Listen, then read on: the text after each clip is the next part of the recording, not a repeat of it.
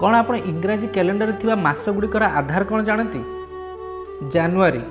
January मास जानस शब्द आसी जहाँ रोमान जड़े गॉड।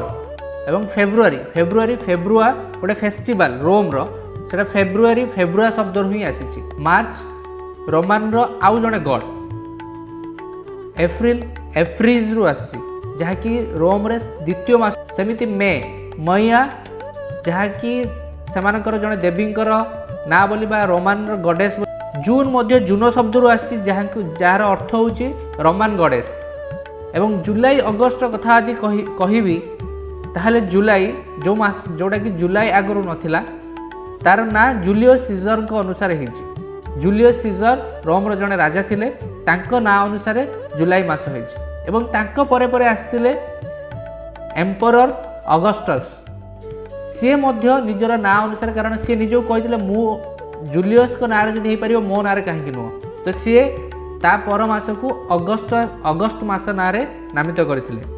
एवं से मास जेहेतु 30 दिन थिला से कहिथिले मु को गुण रे कम कि तो सी से मास को मध्य 31 दिन करथिले। सेहि पई आपण जानिथिबे जुलाई एवं अगस्त दुईटा जाक 31 दिनिया मास।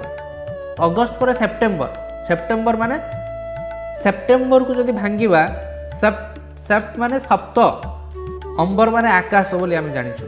अक्टोबर 8 नवेम्बर 9 डिसेम्बर 10 डिसेम्बर डेसी बा ए शब्दर अर्थ होची 10 ताहले 12 नंबर मास केमती 10 नंबर मास होची आपण आश्चर्य होतिबे। एइथि पई होची आज्ञा जानुआरी फेब्रुआरी प्रथमे नथिला परे जानुआरी फेब्रुआरी को सेथिरे जोड़ा होईची कारण से माने जानि नथिले। वर्षर आरंभ मार्च रे होतला। आपण माने आहुरी आश्चर्य हेबे जानि कि हिंदू बा सनातन परंपरा अनुसार आज भी मार्च मास माने चैत्र शुक्ल प्रतिपदार ही वर्ष आरंभ हुए। एवं प्रत्येक मासर नार आक्षरिक एवं वैज्ञानिक कारण मध्य अछि। हिंदू नववर्ष रे बैशाख मास ही प्रथमे आरंभ हुए। बैशाख मासर अर्थ होउची जेबे से मासटी संपूर्ण हुए से पूर्णिमा पाखरे ही पाखापाखि ही विशाखा नक्षत्र सेथिपई विशाखा नक्षत्र थाए सेथिपई तार नाम बैशाख मास। सेमिति ज्येष्ठा नक्षत्र पाखरे जेतेबेले थाए ज्येष्ठ मास। आषाढ़ नक्षत्र पाखरे थाए आषाढ़ मास। एमती संपूर्ण भावे आमर 27 नक्षत्र अछि किंतु सबु नक्षत्र ना अनुसार नाही। जो नक्षत्र पूर्णमी अनुसार पड़ी से ना अनुसार ही अच्छी।